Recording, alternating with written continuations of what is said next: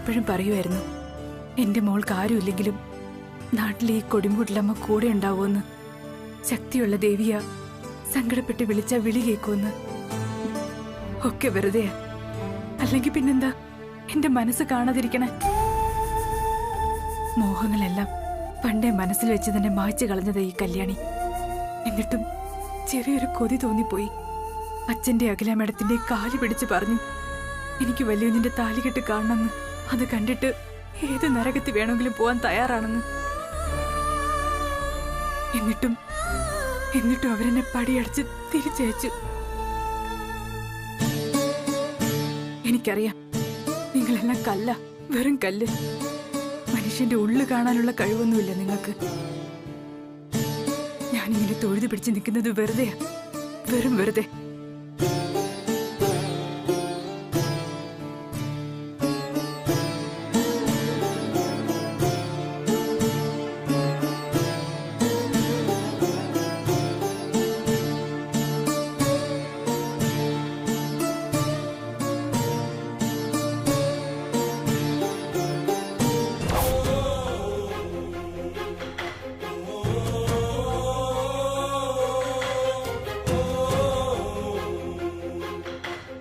കല്യാണി, എന്നും എപ്പോഴും എന്റെ മനസ്സിൽ നിനക്കൊരു സ്ഥാനം ഉണ്ടാവും. മറ്റാർക്കും അവകാശപ്പെടാനാവാത്ത വലിയൊരു സ്ഥാനം. ദാ ഈ നെഞ്ചിനകത്ത്. ഇതെന്റെ വാക്കാ.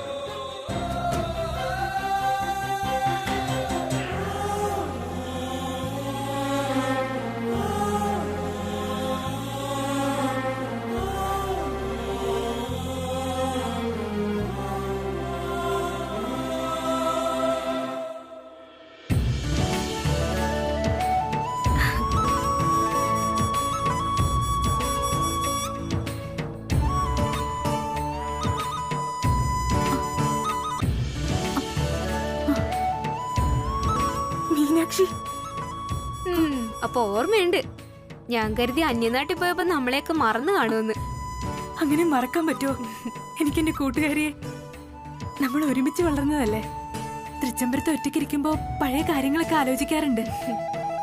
ചിലപ്പോഴൊക്കെ നിന്നെ കാണാൻ പറ്റില്ലല്ലോ എന്നോർത്ത് കണ്ണു നിറയും. എനിക്കും അങ്ങനെയൊക്കെ തന്നെയാ. പിന്നെ കോളേജിൽ പോകാൻ പറ്റുന്നോണ്ട് ഒരു രക്ഷയുണ്ട്. അവിടെ അടിപൊളിയാ. ആ, ഇന്നിപ്പോ വീട്ടിലെത്തിയപ്പോ ഉടനെ അമ്മ പറഞ്ഞു നീ വന്നൂന്ന്. ദാസുമാമൻ ഫോൺ വിളിച്ചോണ്ടിരിക്കായിരുന്നു. നീ താക്കോല് വാങ്ങി പോയതാണല്ലോ. അപ്പോ നിന്റെ വീട്ടിൽ കാണൂന്ന് കരുതി ഞാൻ പോയി നോക്കി. അവിടെ ചെന്നപ്പോ ആളും അനക്കവും ഇല്ല. പിന്നെ എനിക്ക് മനസ്സിലായി നീ നേരെ കൊടിമൂട്ടിൽ അമ്മയെ കാണാൻ വന്നിട്ടുണ്ടാവുന്ന്. ഇവിടുന്ന് പോകും മുമ്പ് ഒരു ദിവസത്തെ പൂജ പോലും മുടക്കിയിട്ടില്ലാത്ത ആളല്ലേ നീ. ആ, നാട്ടിൽ വന്നാ ആദ്യം ഇവിടെ തന്നെ എത്തുമെന്ന് എനിക്കറിയായിരുന്നു. ആ, നമ്മുടെ അനിയൻകുട്ടനൊക്കെ എന്തു പറയുന്നു? അവന്റെ തടിയൊക്കെ കുറഞ്ഞോ അതോ? നീ വിശേഷങ്ങൾ പറ. നിനക്ക് അവിടെ സുഖം തന്നെയല്ലേടി?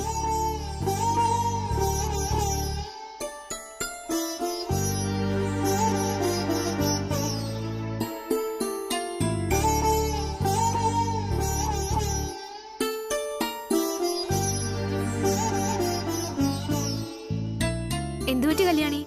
മുഖം പെട്ടെന്ന് വാടിയല്ലോ. ദേ, ഫോൺ വിളിച്ച് നിന്നെ ഞങ്ങളിൽ ഏൽപ്പിച്ചിരിക്കുന്നത് ദാസുമാമനാ.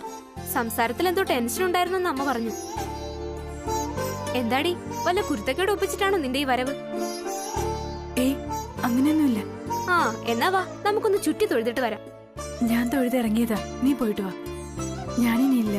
ആഹാ, എന്തായി കേക്കണേ? നമ്മുടെ കല്യാണി തന്നെയാണോ ഈ സംസാരിക്കുന്നേ? എത്ര തൊഴുതാലും മതിയാവാത്ത ആളായിരുന്നു. ഇന്നെന്താ ഇങ്ങനെയൊക്കെ പറയണേ? നിനക്കിത് എന്തു പറ്റി? ഒന്നുമില്ല, നീ പോയിട്ട് വാ, ഞാൻ നിക്കാം. ഏയ്, അതൊന്നും വേണ്ട. ഞാനൊരു റൗണ്ട് നേരത്തെ കഴിഞ്ഞതാ. വാ, നമുക്ക് പോവാം. ബാഗ്. ആ, നീ അറിഞ്ഞില്ലല്ലോ, ഇവിടെ ഒരു മാസം മുമ്പ് ഒരു സംഭവം നടന്നു. നമ്മുടെ സഖാവ് രാഘവേട്ടൻ കടത്ത് കടന്ന് സൈക്കിളിൽ ഇതുവഴി വരികയായിരുന്നു. സമയം രാത്രി 10 മണിയായിട്ടുണ്ടാവും. വഴിവക്കിൽ നടക്കാൻ വിഷമിച്ചിരിക്കുന്ന ഒരു മുത്തശ്ശി രാഘവേട്ടനോട് അടുത്ത കവല വരെ കൊണ്ടാക്കാൻ പറ്റുമെന്ന് ചോദിച്ചോത്രേ. രാഘവേട്ടൻ അവരെയും സൈക്കിളിലിരുത്തി ചവിട്ടാൻ തുടങ്ങി. ഇവിടെ അമ്പലത്തിനരികിൽ വരെ സംസാരിച്ച് സൈക്കിളിൽ വന്ന ആ സ്ത്രീയെ പിന്നെ പെട്ടെന്ന് കാണാനില്ലെന്നായി. അകത്തേക്ക് നോക്കിയപ്പോഴേ ശ്രീകോവിൽ ആരോ തുറന്നിട്ട പോലെ തോന്നിയ രാഘവേട്ടൻ ഭയന്ന് നിലവിളിച്ച് ബോധം കെട്ട് അവിടെ തന്നെ വീണു. പിന്നെ 3 ആഴ്ചക്കാലം ചിക്കൻ ബോക്സ് പിടിച്ച് കിടപ്പിലായിരുന്നു അത്ര. ദേവിയാ രാഘവേട്ടനോടൊപ്പം അന്നിവിടെ വന്നെന്നാ പറയുന്നത്. യുക്തിവാദിയായ രാഘവേട്ടൻ ഇപ്പൊ ഭയങ്കര ദേവി ഭക്തനായി. എങ്ങനെയുണ്ട്? അയ്യോ, ഒരു മിനിറ്റ്, ഒരു അർജന്റ് കോളാ. നീ വേണമെങ്കിൽ നടന്നോ, ഞാൻ വന്നോളാം. ശരി.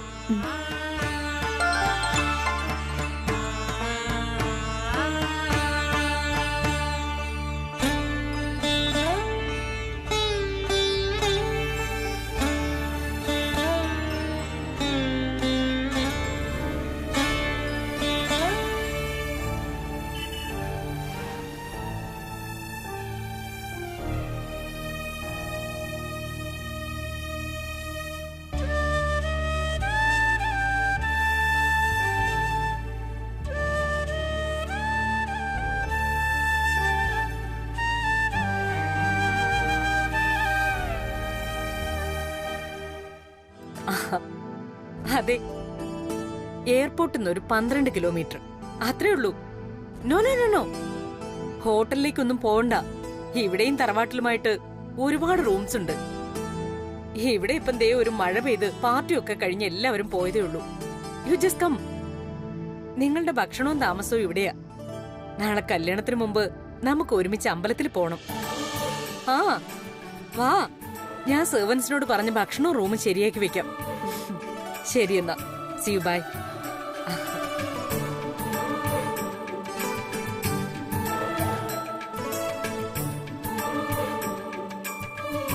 ആ കൃഷ്ണേട്ടാ, US ഒന്ന് ഗൗരി ലാൻഡ് ചെയ്തിട്ടുണ്ട്. അറിയില്ല കൃഷ്ണേട്ടൻ അവളെ? നമ്മുടെ കല്യാണത്തിന് എപ്പോഴും എന്റെ കൂടെ തന്നെ ഉണ്ടായിരുന്ന ഗൗരി പാർവതിയെ അറിയാം. നിന്റെ ക്ലാസ്മേറ്റ്, വെളുത്ത മെലിഞ്ഞ പെൺകുട്ടിയെ. അതെ, പക്ഷേ ഇപ്പോഴവളും മെലിഞ്ഞതൊന്നുമല്ല. കുഞ്ഞൊരു ആനക്കുട്ടിയുടെ സൈസ് ഉണ്ട്. മക്കളിൽ ഒരാൾ അവിടെ പൈലറ്റാ. വളരെ നന്നായി. ചിലപ്പോ ഞാൻ ആലോചിക്കും, എത്ര പെട്ടെന്ന് ആ കാലം കടന്നു പോകുന്നത്. നമ്മുടെ കല്യാണം ഇന്നലെ കഴിഞ്ഞതുപോലുണ്ട്. നാളെ നമ്മളുടെ മക്കളുടെ കല്യാണമാണ്. ഇനി അവരും അവരുടെ മക്കളുമായിട്ട് പുതിയൊരു ലോകം. അതെ, അസാധ്യമായിട്ട് ഒന്നും തന്നെ ഇല്ല എന്നുള്ള തത്വം പറയുന്നതൊക്കെ വെറുതെയാ. മനുഷ്യന് സാധ്യമല്ലാത്ത ഒരുപാട് കാര്യങ്ങൾ ഈ ലോകത്തുണ്ട്. അതിലൊന്നാ സമയം. നമുക്കൊരിക്കലും അതിനെ അറസ്റ്റ് ചെയ്ത് നിർത്താനാവില്ല, ഒരിക്കലും. കറക്റ്റ്. എന്റെ ഭാര്യയുടെ ഉള്ളിലൊരു ഫിലോസഫർക്ക് ഉണ്ടെന്ന് ഇന്നാ എനിക്ക് മനസ്സിലായത്. ഈ കല്യാണമൊക്കെ കഴിഞ്ഞിട്ട് വേണം നമുക്ക് തമ്മിൽ ഒരു ഫിലോസഫിക്കൽ ഡിബേറ്റ് നടത്താൻ. ബെറ്റ് വെച്ചു. ഞാൻ റെഡി. ഇപ്പോഴേ ബെറ്റ് റെഡിയാക്കി വെച്ചു. Okay, done. അല്ല, അത് പറഞ്ഞപ്പോഴാ ഓർത്തത്, ഇന്ന് ആനന്ദിനെ കാണാൻ ഇവിടെ ഒരുപാട് ഗസ്റ്റുകൾ വന്നിട്ടുണ്ട്. ആനന്ദ് അധികമായിട്ടൊന്നും താഴേക്ക് ഇറങ്ങി വന്ന് കണ്ടില്ലല്ലോ. നീ ശ്രദ്ധിച്ചില്ലേ അത്? ശ്രദ്ധിച്ചു. അതവന് തലവേദനയോ മറ്റോ ആണെന്ന് പറയുന്ന കേട്ടു. കല്യാണ ചെറുക്കന്റെ ടെൻഷൻ ആവുന്നേ. ഞാൻ പിന്നെ ഡിസ്റ്റർബ് ചെയ്യാനൊന്നും പോയില്ല. തലവേദനയൊന്നും അല്ല പ്രശ്നം. അവൻ നിന്നെ മനസ്സിലാക്കുന്നത് പോലെ നിനക്ക് അവനെ മനസ്സിലാക്കാൻ പറ്റുന്നില്ലല്ലോ എന്ന് ഓർക്കുമ്പോഴാ എനിക്ക് സങ്കടം തോന്നുന്നത്. കൃഷ്ണേട്ടാ, അതെ, അവനാകെ വല്ലാത്തൊരവസ്ഥയിലാണ്. ആനന്ദും ദാസിന്റെ മകൾ കല്യാണിയും തമ്മിലുള്ള ഫ്രണ്ട്ഷിപ്പ് നിനക്ക് നന്നായിട്ട് അറിയാവുന്നതാണല്ലോ. പിന്നെന്തിനാ നീ ഇന്നത്തെ ദിവസം തന്നെ കല്യാണി എവിടെ നിന്ന് പറഞ്ഞു വിട്ടത്? നാളെയാണ് അവന്റെ ജീവിതത്തിലെ ഏറ്റവും പ്രധാനപ്പെട്ട ദിവസം. അതിന് സാക്ഷ്യം വയ്ക്കാൻ കല്യാണി ഉണ്ടാവണമെന്ന് അവൻ ആഗ്രഹം കാണും. ആരോടും പറയാതെ നീ കല്യാണിയെ പറഞ്ഞു വിട്ടത് അല്പം എടുത്തുചാട്ടമായി പോയാകില്ലേ? പറയുന്നതിൽ വിഷമമുണ്ട് എനിക്ക്. സോറി, യു ആർ മിസ്റ്റേക്കൺ കൃഷ്ണേട്ടാ. ആനന്ദും കല്യാണിയും തമ്മിലുള്ള ഫ്രണ്ട്ഷിപ്പ് എനിക്ക് അറിയാഞ്ഞിട്ടല്ല, അതിന്റെ ആഴം കണ്ട് ഭയന്നിട്ടാ അപ്പം ഞാൻ അങ്ങനെ ഒരു ഡിസിഷൻ എടുത്തത്. സത്യം പറഞ്ഞ മുമ്പ് കുടുംബ ജോത്സ്യൻ പറഞ്ഞതും ചില പേടി സ്വപ്നങ്ങളൊക്കെ എന്നെ കൊണ്ട് അങ്ങനെ ഒരു തീരുമാനത്തിൽ എത്തിക്കുകയായിരുന്നു. രക്ഷകർത്താക്കളുടെ ആഗ്രഹപ്രകാരമുള്ള ഒരു കല്യാണം ഈ ജാതകന് നടക്കില്ല. നിങ്ങളുടെ പ്രൗഢിക്കും അന്തസ്സിനും ചേരാത്തൊരു പെണ്ണായിരിക്കും മരുമകളായിട്ട് വലതുകാല് വെച്ച് കയറാൻ പോകുന്നത്. അതാണ് ജാതകന്റെ വിധി. വലിയുഞ്ഞേ,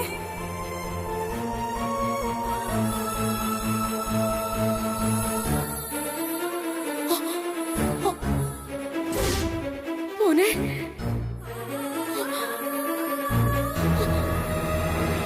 മോനെ,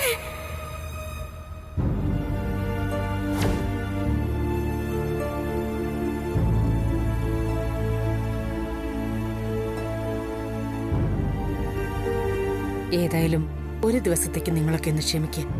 നാളത്തെ ഒരു ദിവസം കഴിയുമ്പോൾ കല്യാണി ഈ ഭൂമിയിൽ എവിടെയുണ്ടെങ്കിലും ഞാൻ പോയി കൂട്ടിക്കൊണ്ടുവരും തൃച്ചംബരത്തേക്ക്. ഇത് അഖിലാണ്ടേശ്വരിയുടെ വാക്കാം. ആ, ചിലപ്പോൾ നിന്റെ തീരുമാനമായിരിക്കണം ശരി, ആർക്കറിയാം. ഞാൻ എപ്പോഴും പറയാനുള്ള ഫിലോസഫി അതാണ് എനിക്കിപ്പോ നിന്നോട് പറയാനുള്ളത്. Everything happens four A reason. എന്ത് സംഭവിക്കുന്നതിനും ഒരു കാരണമുണ്ട്. ആ കാരണം ഇന്നല്ലെങ്കിൽ നാളെ സംഭവിക്കട്ടെ, അല്ലേ? You said it. Come on. ഉറങ്ങാൻ സമയമായി. നാളെ നമ്മുടെ മക്കളുടെ കല്യാണോ. ബാബാ.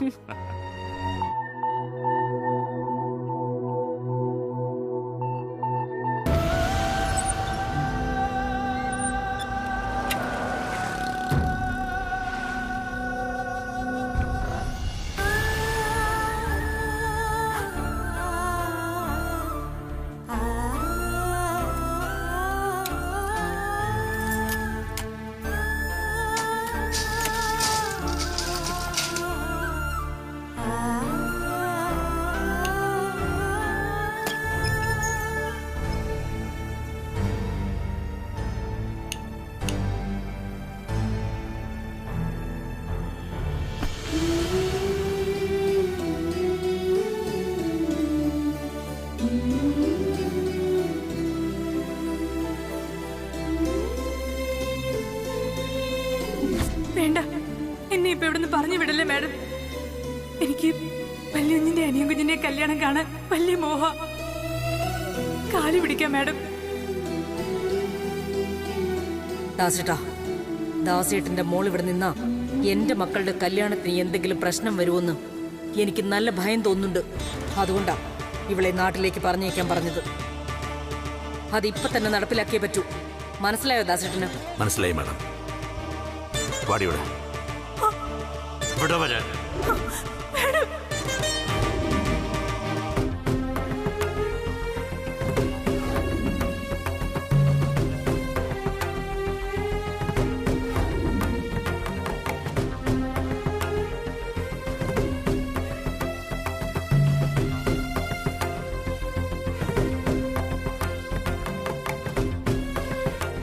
കല്യാണി,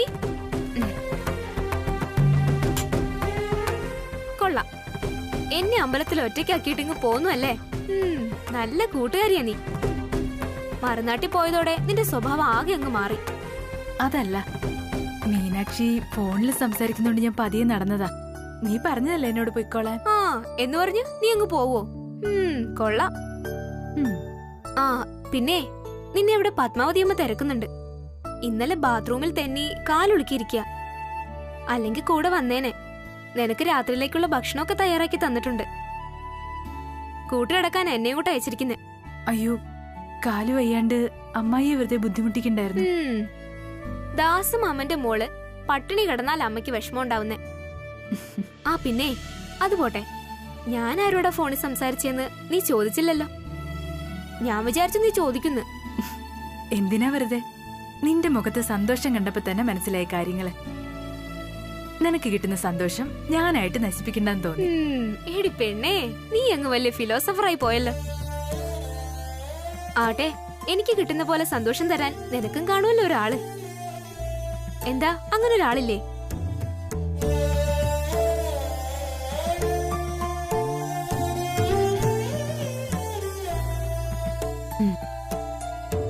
പാതി വഴിയിൽ കളയേണ്ടി വന്ന ചില സ്വപ്നങ്ങളുണ്ട്.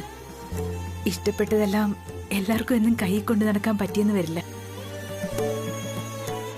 നമ്മളെ തിരിച്ചറിയാതെ ചിലർ മറ്റൊരാളെ തിരഞ്ഞെടുക്കുമ്പോ നെഞ്ചിലെ വേദനയെ കല്ലിലെറിഞ്ഞൊടിച്ച് നമുക്ക് ചിലപ്പോ മാറി നിൽക്കേണ്ടി വരും, നരകിച്ച് ജീവിക്കാൻ.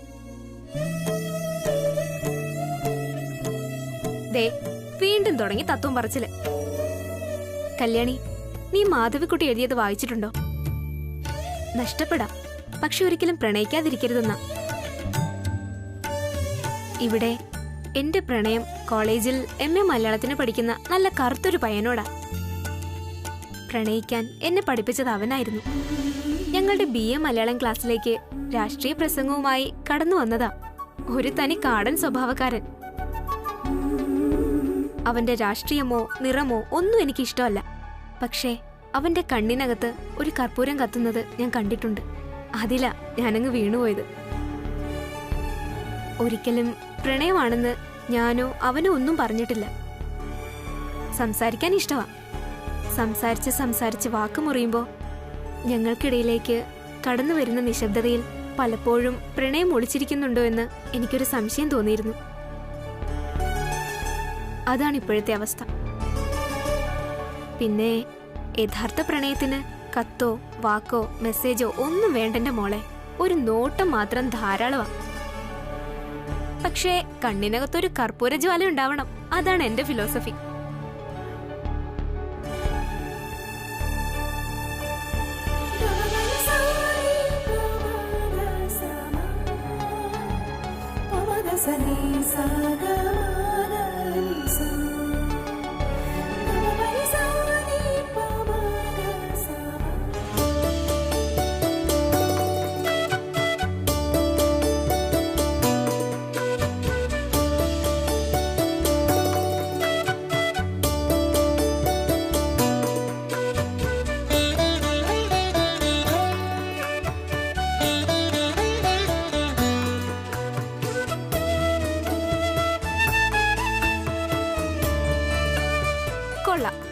ഞാൻ എന്റെ പ്രണയം ഒരു കഥ പോലെ പറഞ്ഞുകൊണ്ടിരിക്കുമ്പോ ഇവിടെ ഒരാള് മറ്റേതോ ലോകത്താ.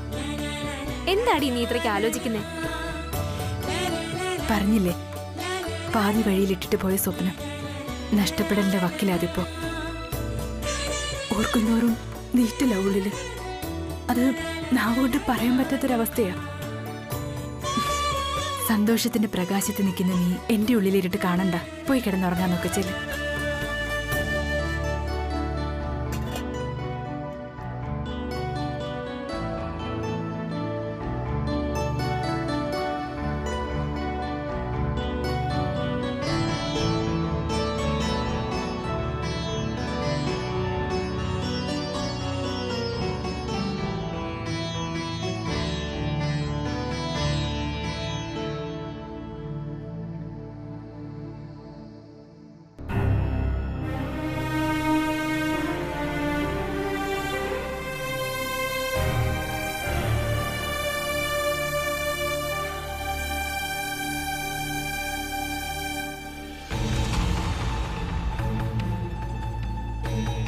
നീ എന്താ ഇവിടെ ഇരുന്ന് ചെയ്യുന്നേ? നിനക്കൊന്നും പഠിക്കാനൊന്നുമില്ലേ? പഠിക്കാ. ഹിന്ദിയില് കലണ്ടർ ഉണ്ടാക്കിക്കൊണ്ടിരിക്കുക. പ്രോജക്റ്റ് വർക്കാ. ഓരോരുത്തര് ഓരോ മാസത്തെ കലണ്ടർ ഉണ്ടാക്കണം. എനിക്ക് കിട്ടിയത് ഒക്ടോബർ മാസത്തെ കലണ്ടറാ. ഒക്ടോബറിന് ഹിന്ദിയിൽ എന്താ പറയുന്നതെന്ന് അച്ഛൻ അറിയാവോ? അക്ടോബർ. നല്ല സ്റ്റൈലല്ലേ? അല്ല, ഇതെന്താ അച്ഛന്റെ കയ്യിലൊരു പൊതി? ഇത് അത്താഴാ. ഇന്ന് ഭക്ഷണം പുറത്തുനിന്ന് വാങ്ങി. ആഹാ, ബെസ്റ്റ്. അത് നല്ല മണം വന്നതല്ലേ? കുറച്ച് നാളായി ചിക്കനൊക്കെ കഴിച്ചിട്ട്. ചേച്ചി ചിക്കൻ വാങ്ങാനൊക്കെ സമ്മതിച്ചല്ലേ?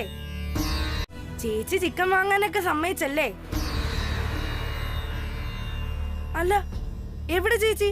കണ്ടില്ലല്ലോ. അവിടെ ഇനി ഇങ്ങോട്ട് വരില്ല. ഇത് നമുക്ക് മാത്രമുള്ള ഭക്ഷണ. ചേച്ചി ഇവിടെ വരില്ലേ? അച്ഛൻ എന്തൊക്കെയായി പറയുന്നേ? പറഞ്ഞത് കാര്യമായിട്ടാ. അവിടെ നാട്ടിലേക്ക് പോയി. കുറച്ച് നാള് നാട്ടിൽ നിൽക്കട്ടെ എന്ന് ഞാനാ തീരുമാനിച്ചേ. നീ പോയി കൈ കഴുകിയിട്ട് വാ, ഞാനിത് എടുത്തു വെക്കാം.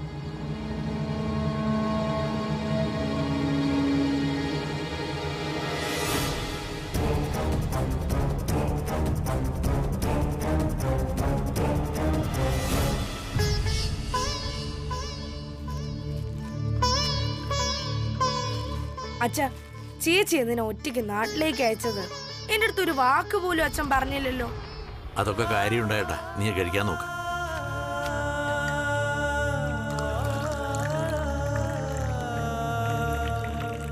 നാട്ടിൽ ആരും ഇല്ലല്ലോ അച്ഛാ. പിന്നെ എന്തിനാ ചേച്ചി ഒറ്റയ്ക്ക് അവിടേക്ക് അയച്ചത്? മിണ്ടാതിരുന്ന് കഴിക്കാൻ നോക്കടാ.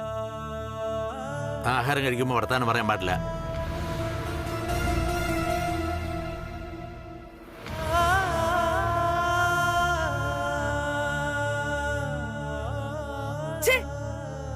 ഇതിനൊന്നും ഒരു രുചിയില്ല.